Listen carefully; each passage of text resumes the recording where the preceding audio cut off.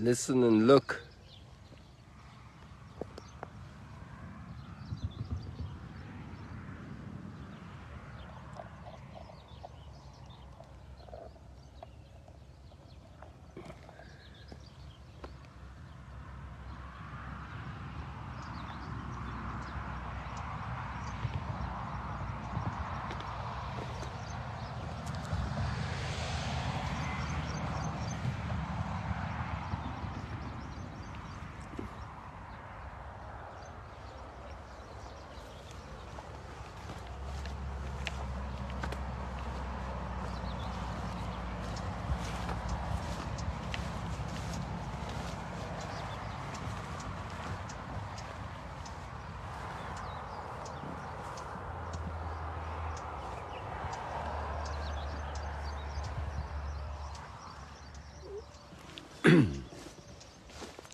This is Mount Arbel now. It's the forest of blossoms and blooms and scents and these tiny little ones.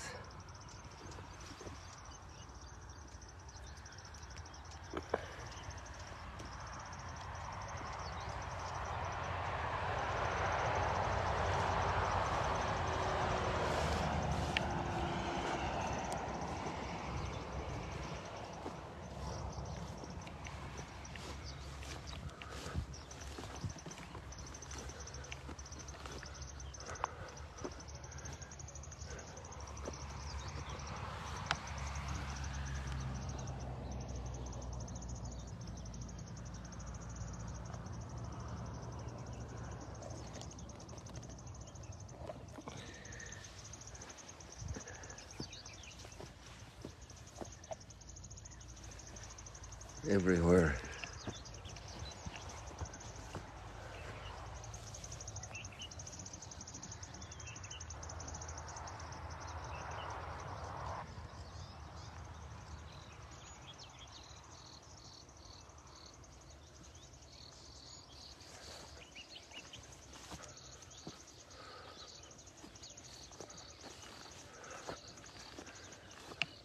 It's just amazing.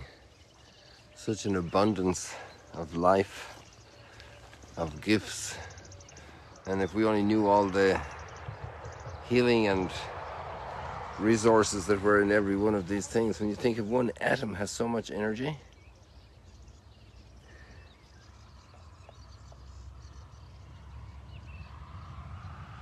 With Einstein's formula of conversion of mass to energy,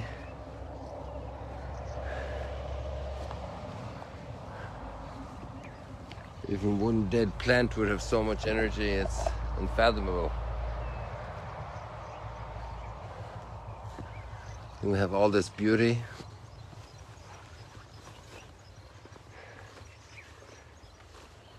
And then on top of that, all the biology of reproduction, of food processing, of water systems that's happening inside of every single living cell and every plant.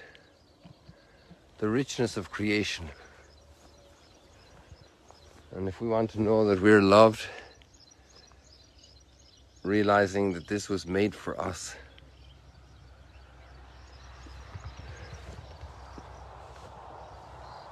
no wonder love is best understood as deeds, not just words and sentiments, but deeds, actions, real stuff that happens, real attitudes, real words of consolation, real deeds of support, real kindness, real mediation of very difficult tensions and conflicts, deeds.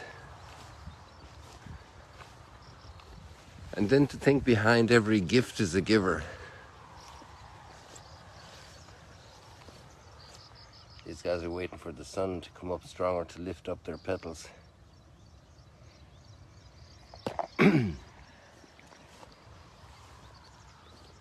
more so. waiting to burst into flower. Give them another week and they should be heading to full bloom.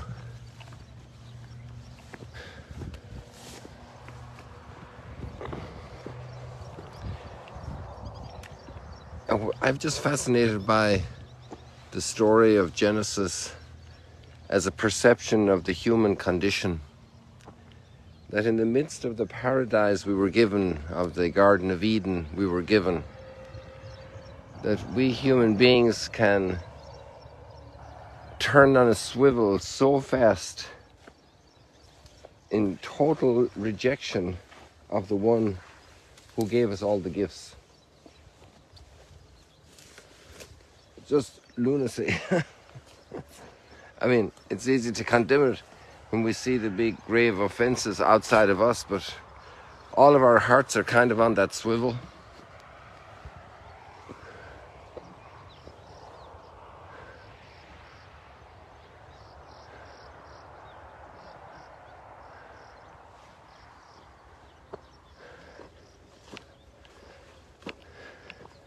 And in the midst of this paradise, Cain kills Abel, and he's still doing it today. The power of envy and greed and jealousy in kitchens, in classrooms, in bedrooms, in playrooms. We can't create a room with and keep it out. In that sense, Genesis is absolutely an amazing document of the most keen perception of our dysfunctionality.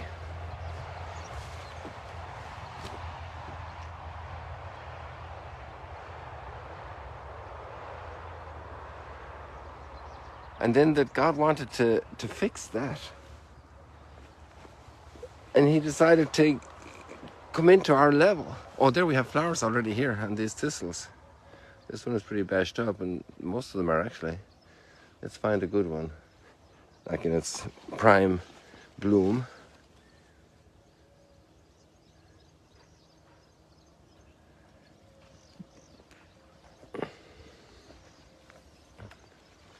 Some bloom sooner and some bloom others, even in the same family, in the same thistle genus.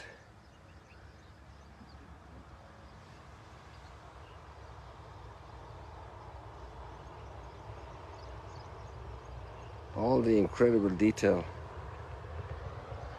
This is also very good for us, for our heart and soul and mind, to open our eyes and ponder so many gifts, so many wonders.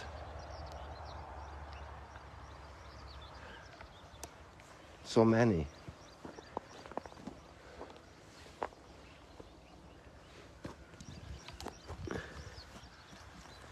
So many children, so many, look into their eyes, into their hearts, into their desires and longings for life.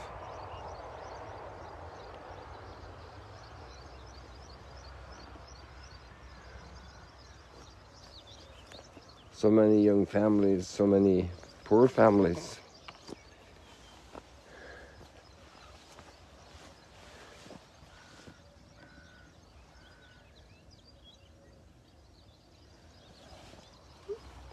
And then he wants to come and save us, be incarnate. This is the biblical story. It's speaking about a God of limitless love, of unending love.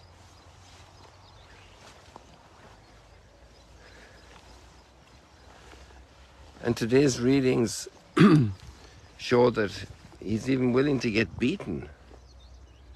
We're talking about Isaiah's insights. You know, sometimes people think the Bible is silly, that it's old stuff, but it is so incredibly on the mark for humanity. And we go back 6 centuries before Christ and we have this text. The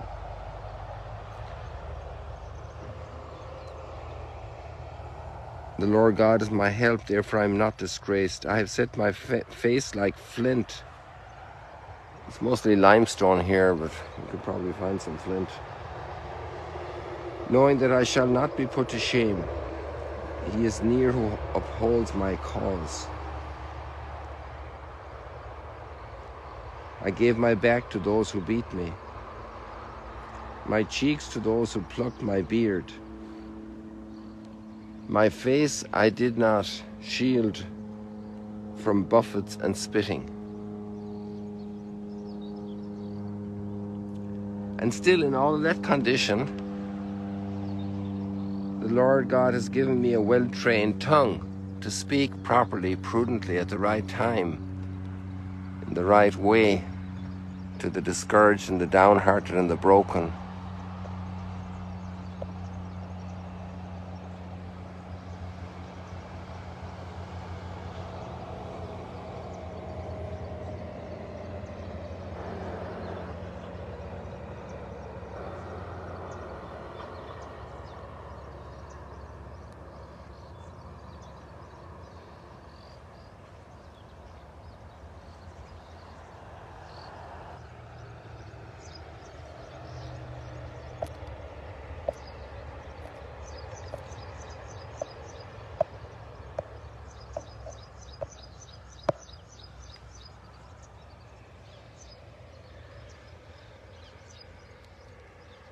That I might know how to speak to the weary a word that will rouse them morning after morning. He opens my ear that I may hear. I have not rebelled or turned back. I gave my back to those who beat me.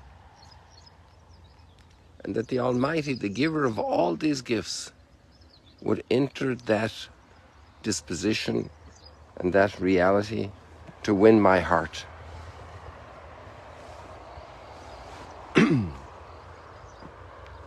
And I might still have a heart of stone.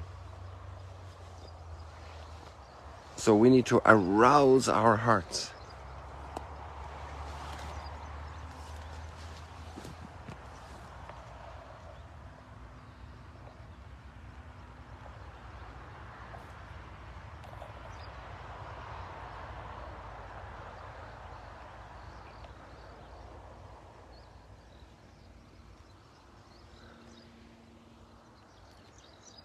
And Psalm 69 confirms that contemplation. Lord, in your great love, answer me. For your sake I bear insult, and shame covers my face. How many human beings suffer shame? Various motivations for that, various causes of that.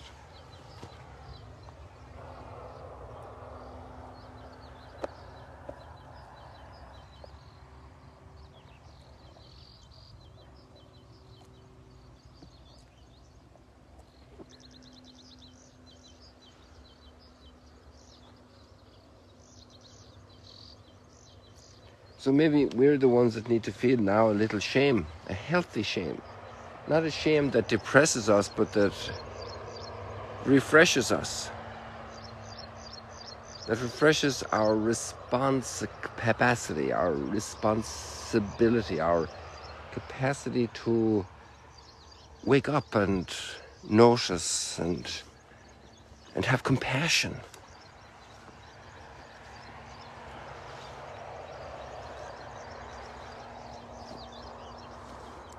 For your sake I bear insult, and shame covers my face. I have become an outcast to my brothers, a stranger to my mother's sons.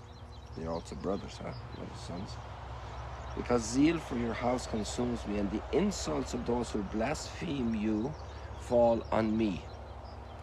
One of the beautiful things about these prayers is you sense such an incredible proximity of the heart of this person to God's heart.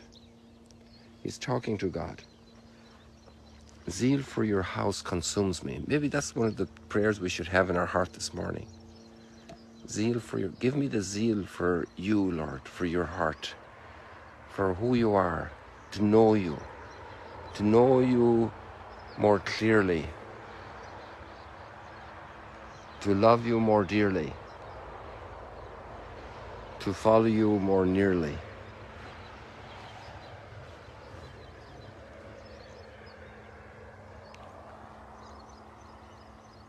That there will be a burning sun of light, of love in this world.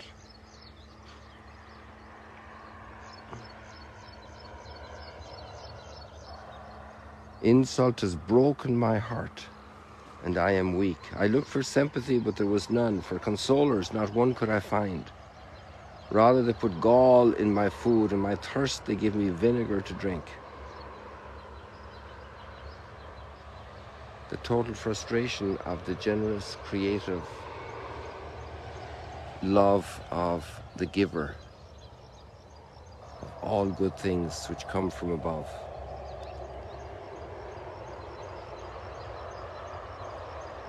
Lord, in your great love, answer me. These psalms, these words are so, they touch the human spirit so deeply. They're redemptive words. They're words of lifting us up. And Holy Week will crown what we started doing during Lent, because it's such a close-up contemplation of what the Creator has done for us. Wow, look at the hidden beauties inside those wonderful petals. Let me get you a closer look there with a little zooming in.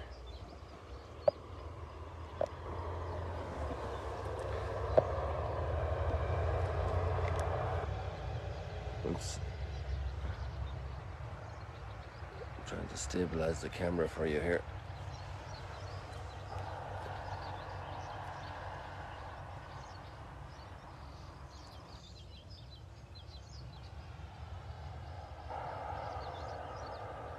Maybe it's too zoomed in.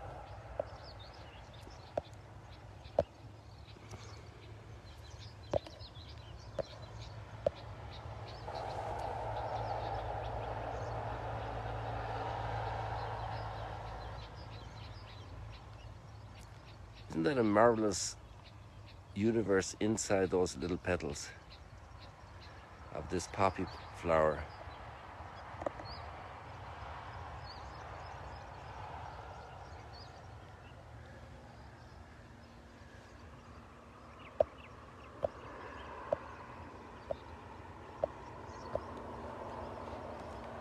And then we have the next step in the gospel of one of the 12. Here, those who have experienced so much goodness, so personally, so close up in Galilee, go off and betray him for a few pieces of silver. So many love songs today are filled with a description of betrayal and the hurt of betrayal.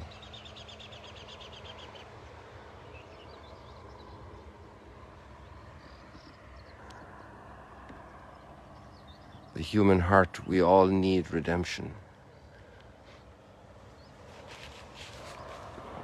Let the one without sin throw the first stone.